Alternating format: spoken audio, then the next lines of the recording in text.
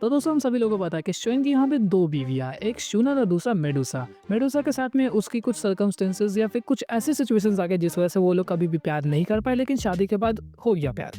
उससे पहले हम लोगों की जो शुयन सबसे ज्यादा किसी से प्यार करता था वो कोई और नहीं बल्कि शूनर थी। लेकिन क्या हो जब शूनर, जिसके पास में इतना ज्यादा तगड़ा बैकग्राउंड है, गुरिन की पावर है, और उसे पता चल जाए कि शोइन कान कर चुका है मेडुसा के साथ में, तो वो क्या करेगी? जी हाँ, आज के इस वीडियो में तुम लोगों ने जो थंबनेल में देखा बिल्कुल उसी के रिगार्डिंग बात करेंगे। और क्या शूनर जान गई मेडुसा के रिगार्डिंग? इसके बारे में जानने से पहले आप लोग इस वीडियो को देख लेना, जिसके अंदर मैंने बताया था कि शून एक्चुअली में मिलता है हम लोग का the most badass character Haibo Dong के लगभग भाई के बराबर वाला दूसरा कलर का लौंडा लिन यिन के साथ में। लिन यिन के साथ में मिलने के बाद उन लोगों के बीच में काफी ज्यादा चिट चैट हुई, और जब उन लोगों की चिट चैट पूरी तरीके से खत्म हो जाती है तब वहाँ पे शूनर बताती है कि तुम्हारा गु रिन के अंदर में सबसे बड़ा लव राइवल कोई और नहीं है बल्कि गु याओ है। उसके बार बार एक ही डिस्क्रिप्शन सुनने को मिल रहा था, ब्लैक एंड व्हाइट हेयर वाला लौंडा, और शायद से वो बुड्ढा है। तो छोड़ो जो भी बात ही है। इसके साथ साथ जैसे शून को पता चलता है कि उसका सबसे बड़ा राइवल कोई और नहीं बल्कि गु याओ है, उसके बाद हम लोग को एक मोमेंट दिखाया गया पहाड़ों का, जहाँ पर एक सुंदर सी महिला थी। उस महिला का भी वही ब्यूटीफुल डिस्क्रिप्शन दिया गया जो कि हम लोग को लगभग सभी के सभी ब्यूटीज के रिगार्डिंग दिया जाता है नॉवेल्स के अंदर में। वही घिसा बेटा की पूरी जंग हो जाए, किसी भी सिटी के अंदर में दंगे हो जाए, उस तरीके की सुंदरता थी। और वो उन पहाड़ों के ऊपर में खड़ी थी और वो बस किसी गहरी सोच में डूबी हुई थी। उसी दौरान उसके पीछे में एक ग्रीन ड्रेस पहनी हुई लड़की आती है जो कि काफी ज्यादा सुंदर है, मतलब उसकी ब्यूटी को हम लोग उसके बराबर कंपेयर कर सकते हैं। यही सब डिस्क्रिप्शन था, और ये लड़की कोई और नहीं थी बल्कि शूनर थी। और वो उसके पास में पहुंच कर कहती है कि सभी लोग आराम करने चले गए हैं, इतनी रात हो गई, आप अभी तक आराम करने नहीं गई? इस बात को सुनकर वो व्हाइट ड्रेस वाली लड़की पीछे की तरफ में मुड़ी और शूनर को देखकर बस इतना कहती है कि अभी फिलहाल मुझे नींद नहीं आ रही। इसके साथ साथ वो यहाँ पर ये भी पूछती है, क्या गू क्लैन के अंदर में सेंटर प्रिंस के मुकाबले इतना ज्यादा प्रेशर होता है किसी भी कल्टीवेटर के ऊपर? इस बात को सुनकर शूनर हल्का सा उसकी तरफ में बढ़ती है और उसके साइड में खड़ा होकर वापस से पहाड़ों की तरफ देखने लगती है। और देखते हुए वो वहाँ पर एक चीज बताती है कि गू क्लैन के अंदर में ऐसे कई सारे डिसेंडेंट्स हैं जिसके पास में pure form of blood line हम लोगों को मिल सकती है, लेकिन ये काफी ज्यादा रेयर केसेस में होता है। हर 20 साल बाद अडल्ट सेरेमनी जब होती है तब पूरे गू क्लैन के अंदर से कई अनगिनत कल्टीवेटर्स यहाँ पर आते हैं सिर्फ और सिर्फ अपनी ब्लड लाइन की प्योरिटी को चेक करने के लिए, जिनमें से मेजॉरिटी ऑफ द लोग काफी ज्यादा निराश होते हैं और सिर्फ उनमें से कुछ गिने चुने cultivators he pure form of blood line को पोजेस कर रहे होते हैं, जिस वजह से उनकी जिंदगी वहाँ पर सफल तो हो जाती है। लेकिन जो बाकी के बचे हुए कल्टीवेटर्स हैं वो इतने ज्यादा निराश हो जाते हैं कि लिटरली वहीं पर वो सुसाइड कमिट कर लेते हैं सबके सामने। और ये चीज़ मुझे काफ़ी ज़्यादा बुरी लगती है। मैं मानती हूँ कि गू रिन के अंदर में ब्लड लाइन को काफ़ी ज़्यादा महत्व दिया जाता है, लेकिन इतना ज़्यादा भी नहीं कि जिनके पास में ब्लड लाइन है उन लोगों को इस तरीके से धिक्कार दिया जाए। इस बात को सुनकर वो व्हाइट ड्रेस वाली लड़की थोड़ा सा निराश होती है, लेकिन वो कर भी क्या सकती है, वो वैसे भी बाहर वाली है।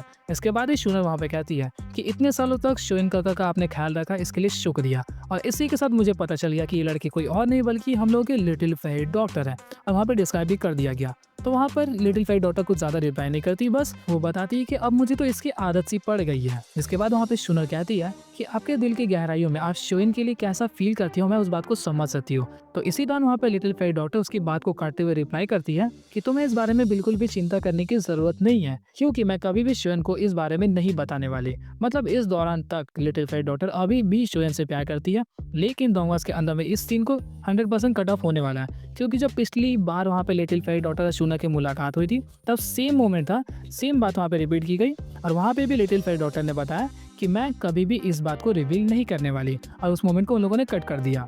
And I am damn sure कि इस सीन को भी वो लोग कट कर ही देंगे। इसके बाद ही वहाँ पे लिटिल फेरी डॉक्टर बताती है कि ऐसी कई सारी बातें जिससे तुम अनजान हो। तो वहाँ पे शूनर पूछती है क्या शोइन के रिगार्डिंग, तो यहाँ पर लिटिल फेरी डॉक्टर कुछ भी रिप्लाई नहीं करती। तो वहीं पर शूनर बोलती है क्या तुम्हारा मतलब मेडुसा से है या फिर मैं कहूँ काइलिन से? इस बात को सुनकर वहाँ पर लिटिल फेरी डॉक्टर बिल्कुल चौंक गई, मतलब वो बस सोच में पड़ गई कि आखिर हुआ कैसे। लेकिन तभी उसे याद आता है कि ये लड़की का जो बैकग्राउंड है बस उसे मुंह खोलने की देरी है कि मुझे शोइन के रिगार्डिंग सब इन्फॉर्मेशन बता दो, और वहाँ पे हजारों लोग तैयार होंगे सभी इन्फॉर्मेशन को लेके।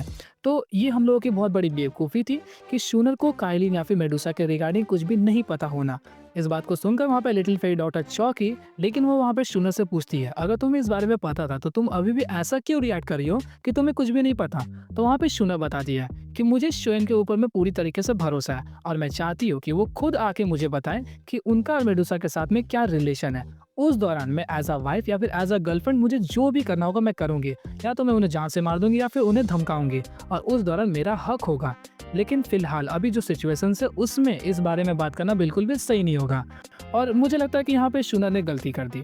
एक बात बताओ, राइटर वैसे भी गलती कर रहा है क्योंकि वो मेडुसा के साथ अभी भी वो लव वाला प्लॉट को क्रिएट नहीं कर रहा, बल्कि एक ज़बरदस्ती का शव को डाल रहा था और जो कि गलती थी और दोंगा वाले उसको ठीक कर रहे हैं, मुझे लग रहा है कि सही है। इसके बाद अगर ऐसा मोमेंट है तो शोएन को अभी बताना चाहिए कि मेरा मेडुसा के साथ ऐसा चक्कर है, ऐसा कांड हो गया है, तो क्या तुम इन बातों को जानने के बाद भी मुझे एक्सेप्ट करोगी या फिर नहीं? जिसके बाद ही पता चलेगा ना कि शोएन का उसके साथ में शादी होना चाहिए या फिर नहीं, वरना वो बाद में पूरा सब कुछ कर लेने के बाद, सबको पटा लेने के बाद बोलेगा कि हाँ मेरा एक और चक्कर है। ये तो गलत लगा। मतलब मेरा पर्सपेक्टिव था, तुम लोगों की क्या राय थी कमेंट कर देना। इस बात को सुनने के बाद लिटिल फेरी डॉटर समझ जाती है कि ये लड़की कितनी ज़्यादा समझदार है और शोएन का जो सिलेक्शन है वो बिल्कुल परफेक्ट है और इसके लिए लिटिल फेरी डॉटर की इज्जत मेरे दिल में और भी ज़्यादा बढ़ गई। इन दोनों का ये जो कन्वर्सेशन था वो वहाँ पे ख़त्म हो गया, जिसके बाद सुबह हो चुका था। सुबह होते ही अडल्ट सेरेमनी थोड़ी देर में स्टार्ट होने वाला था। इस दौरान सभी के सभी कैरेक्टर्स वहाँ पे तैयार हो रहे थे और शोएन भी वहाँ पे नए कपड़े पहनता है। मोस्ट प्रोबेबली मुझे लगता है कि नॉवेल्स के अंदर में शायद से उसका ड्रेसअप या फिर लुक वहाँ पे चेंज होता, लेकिन डोंगास के अंदर में मुझे पता है वो लोग जुगाड़ू आदमी है, कपड़ा तो नहीं चेंज करने वाले। तो उसने जब वहाँ पे नए कपड़े पहने तो शुना उसके पास में पहुँचती है और उसके कपड़ों को थोड़ा सा ठीक करती है। तुम लोगों को पता होगा एज अ वाइफ तुम लोगों ने कई सारी डोंगा सीरीज या फिर किसी भी मूवी में देखा होगा कि पत्नी अपने पति के कपड़ों को वहाँ पे मतलब थोड़ा सा कॉलर वॉलर को ठीक भी करती है, उसी तरीके से वो भी कर रही थी। और इस दौरान यहाँ पे राइटर इतना हरामी है कि वो बस एक ही चीज़ को डिसाइड कर रहा है कि अगर बाहर के लौंडे इस चीज़ को देख ले तो वो बिल्कुल यहाँ पे जल भूल जाएंगे, क्योंकि वो लड़की जिसे वो लोग देवी के रूप में देखते हैं वो किसी और आदमी के साथ में है और वो उसकी वाइफ वाली हरकतें कर रही है। मुझे लगता है कि नॉवल का राइटर सिर्फ और सिर्फ बाहर वालों पे ज़्यादा ध्यान देता है। अगर वो रूम के अंदर में उसके कपड़े ठीक कर रही तो उससे क्या पता चलेगा बाहर वालों को? तुम लोग भी इस बारे में कमेंट कर देना। इसके बाद इस शूनर और शोएन बाहर आते हैं। इसके बाद वहाँ पे एक बड़ा सा बीस्ट को बुलाया जाता है जो कि कुछ यूनिकॉर्न टाइप का मेंशन मिला। इनफैक्ट मांगास के अंदर में हम लोग को वो यूनिकॉर्न ही नजर आता है। उसके ऊपर में शोएन और शूनर चढ़ते हैं मांगास के अंदर, लेकिन नॉवेल्स के अंदर में सभी लोग चढ़ गए, पता नहीं कितना बड़ा था। उसके ऊपर में चढ़ने के बाद कुछ ही मिनट्स के अंदर में शूनर शोएन और बाकी टोली को लेकर पहुंच चुकी थी उस जगह पर जहां पर अडल्ट सेरेमनी हेल्ड हो रहा था। वहां पर कई सारे कल्टिवेटर्स ऑलरेडी पहुंच चुके थे, गू क्लैन के कई सारे एल्डर्स भी। इसी दौरान वहाँ पे शोएन और शूनर जैसे ही पहुँचते हैं तो शूनर उन सभी को लेके जाती है एक ऐसी जगह पर जहाँ पर स्पेशल सीट ऑलरेडी रिजर्व किया गया था सबके लिए। जैसे ये दोनों वहाँ पर अपीयर होते हैं, आसपास के यंगस्टर्स सब लोग फिर से जलना बुनना स्टार्ट हो गए, क्योंकि जिस लड़की के वो लोग सपने देखते थे शोएन उनको सपनों में चुरा के लेके चला गया। इसके साथ साथ शोएन वहाँ पे हल्का सा खुद को डल फील कर रहा था, क्योंकि शून्य तो ग्लैमर ही वो है जिसे सब लोग देख रहे थे। वहाँ पे शोएन एक समझ सकते हो काला सा स्पॉट की तरह नजर आ रहा था, मतलब एक दाग की तरह। शोएन वहाँ पे थोड़ा सा शर्मा रहा था। इनफैक्ट उसकी जो टीम थी उसको क्या घंटा फर्क पड़ता, वो लोग उसके साथ में घूम रहे थे और धीरे धीरे करके वो शून्य के शायद से पीछे जा रहा था, मतलब थोड़ा सा नर्वस था, तुम समझ सकते हो। जैसे ही शूनर उस स्पेशल सीट की तरफ में लेके जाती है और जैसे ही वो पास कर देती है तो पीछे जहाँ पे शून खड़ा था उसके बीच में दो रॉड्स, मेरा मतलब दो भाले आ जाते हैं और वहाँ पे सिर्फ और सिर्फ शून को रोक देते हैं। इस मोमेंट को देखकर वहाँ पे शूनर गुस्सा हो गई और कहती है तुम्हारी हिम्मत कैसी हुई शून को रोकने की। इसके बाद ही वो दोनों गार्ड्स काफ़ी ज़्यादा नर्म व्यवहार से वहाँ पे शूनर से बात करते हैं। एक्चुअली में उन लोगों की औकात भी नहीं है कि वो वहाँ पे थोड़ा सा भी बदतमीजी कर दे। वो वहाँ पे कहती है कि प्रिंसेस ये जो जगह है वो सिर्फ और सिर्फ स्पेशल लोगों के लिए है, किसी और बाहर वालों के लिए नहीं।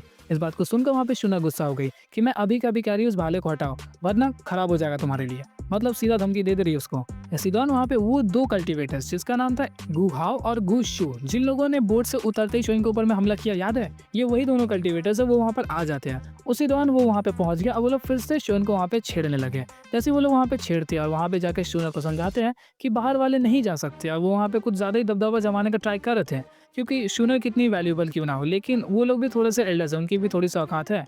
इस दौरान वहाँ पे वो शोएन को छेड़ने वाले थे या फिर से हमला करने वाले थे, तभी वहाँ पर एक आवाज़ गूंजने लगती है और वो कहता है कि मेरे जीनान एकेडमी के स्टूडेंट से दूर रहो। इसी दौरान जैसे ही वहाँ पे वो कुछ हमला करते वहाँ पे एक लाइटनिंग स्पार्क आता है और वो दोनों पीछे की तरफ हट गए। इसी दौरान वहाँ पे एक स्ट्रेंज रिपेल क्रिएट होता है और उस रिपेल को चीरता हुआ वहाँ पे एक कल्टीवेटर बाहर आया और उसका नाम मैं नेक्स्ट वीडियो में बताऊंगा। तो आज के इस वीडियो को हम लोग यहीं पे एंड करते हैं। आई होप कि आप लोगों को ये वीडियो अच्छी लगी होगी। अगर अच्छी लगी है तो इसके लिए एक लाइक तो बनता ही है। तो मिलते हैं आपसे नेक्स्ट वीडियो में, तब तक के लिए गुड बाय।